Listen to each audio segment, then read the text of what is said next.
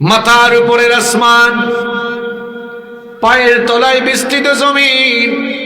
আসমান আর জমিন উলটপালট হয়ে যাবে। মহাশূন্যে থাকে সূর্য, চন্দ্র, গ্রহ, নক্ষত্র, তারকাপুঞ্জ, সবকিছু একদিন নিষ্প্রভ হয়ে যাবে, আলোহীন হয়ে যাবে, খসে খসে পড়ে যাবে। আকাশের দিকে মাথা উঁচু করে দাঁড়িয়ে থাকা পাহাড়গুলো তুলার মতো উড়ে যাবে। আল্লাহ তাআলা কোরআনে কারীমে বলেছেন, ওয়াতাকুনুল জিবালু কালহিনিল মানফুশ।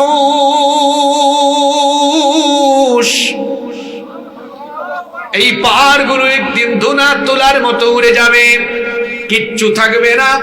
আসমান, জমিন, সাগর, মহাসাগর, নদ নদী, খাল বিল, গাছপালা, পশুকুল, প্রাণীকুল, মনুষ্যকুল, উদ্ভিদকুল, কিচ্ছু থাকবে না। সব একদিন ফান হয়ে যাবে। আল্লাহ তাআলা এর জন্য বলেছেন, কুল্লু মান আলাইহা ফান। সবকিছু একদিন ফান হয়ে যাবে, ক্ষয় হয়ে যাবে, লয় হয়ে যাবে, কিছুই থাকবে না। ওয়ায়াবকা ওয়াজহু রাব্বিকা যুল জালালি ওয়াল ইকরাম। কেবলমাত্র একজন মহামহিয়ান সত্তা অবশিষ্ট থাকবেন। গলার আওয়াজ বড় করে বলেন, তিনি কে? কিচ্ছু থাকবে না, সব ফান হয়ে যাবে, সবকিছু ধ্বংস হয়ে যাবে। আর কিয়ামতের মহাপ্রলয়ঙ্কারী সেই ঘটনা কবে ঘটবে? কোন সালের, কোন বছরের, কত তারিখে কিয়ামত সংগঠিত হবে, এটা আমরা কেউ জানি না। এটা একজন জানেন, তিনি কি?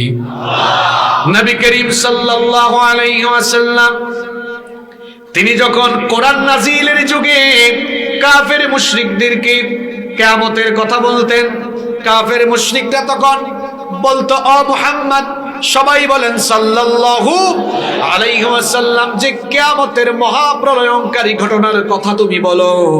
সেই কিয়ামত কি আসলেই হবে নাকি? কবে সেই কিয়ামত হবে?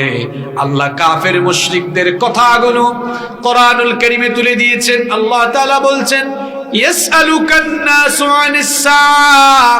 ও নবী, কাফের মুশরিকরা আপনাকে কিয়ামতের দিন সম্পর্কে জিজ্ঞেস করে, তারা আপনাকে বলছে কখন সেই ঘটনা ঘটবে। আপনি তাদেরকে জবাব দিয়ে দেন, কুল ইন্নামা ইলমুহা ইনদাল্লাহ। আপনি তাদেরকে বলে দেন, কিয়ামতের মহাপ্রলয়ঙ্কারী সেই ঘটনা কখন ঘটবে একজন ছাড়া কেউ জানে না। গলার আওয়াজ বড় করে বলেন, তিনি কে? কখন ঘটবে আমরা কেউ জানি না। তবে কিয়ামতের আগের চিত্র কেমন হবে? কিয়ামতের আগে শেষ জামানায়, আখেরি জামানায় মানুষের অবস্থা কেমন হবে, পৃথিবীর অবস্থা কেমন হবে, কিরকম ফিতনা ছড়াবে, সেগুলো ১৫০০ বছর আগে আমাদেরকে বলে গিয়েছেন মুহাম্মাদুর রাসূলুল্লাহ সাল্লাল্লাহু আলাইহি ওয়াসাল্লাম। কেন বলে গিয়েছেন?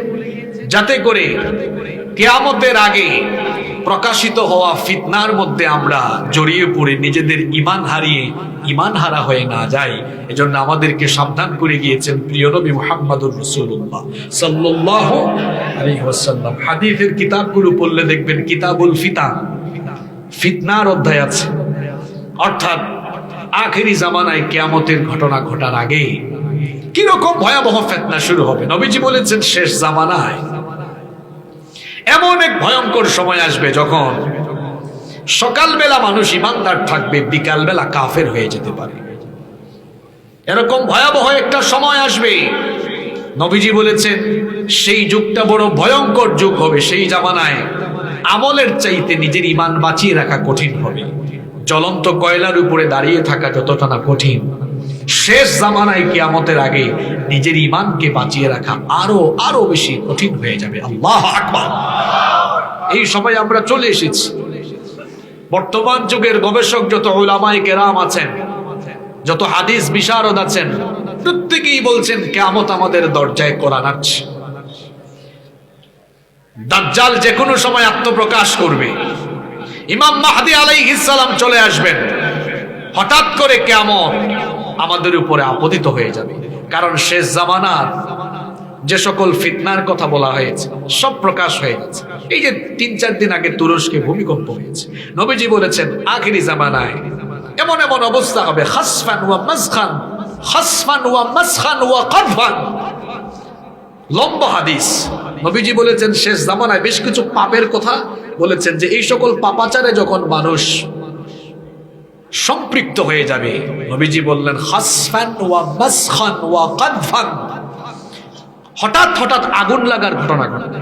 কিছুদিন আগে দেখেন নাই ইউরোপ আমেরিকায় পশ্চিমের দেশগুলোতে হঠাৎ হঠাৎ দাবানল, হঠাৎ হঠাৎ ভূমিকম্প, হঠাৎ হঠাৎ ঘূর্ণিঝড়, এগুলো বেড়ে যাবে। ভূমিধস বেড়ে যাবে, পাহাড় ধস, প্রাকৃতিক দুর্যোগ বেড়ে যাবে, মহামারী বৃদ্ধি পাবে।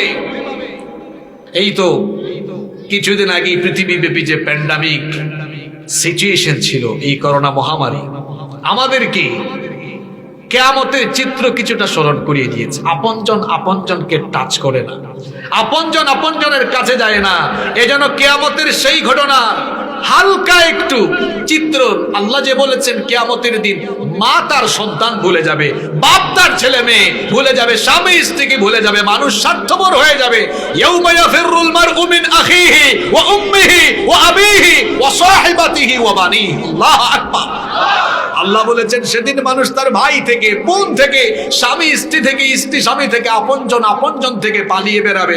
সবাই শুধু নফসি নফসি জিকির করে নিজেকে নিয়ে পেরেশান হয়ে যাবে। আল্লাহু আকবার। হালকা হালকা একটা চিত্র আমরা কিছুদিন আগে দেখেছি। কিয়ামতের আগে মহামারী বাড়বে। অন্য হাদিসে এসেছে, নবীজি বলেছেন এমন এমন সংক্রমণ ব্যাধি আসবে যেগুলো পূর্বের যুগে ছিল না।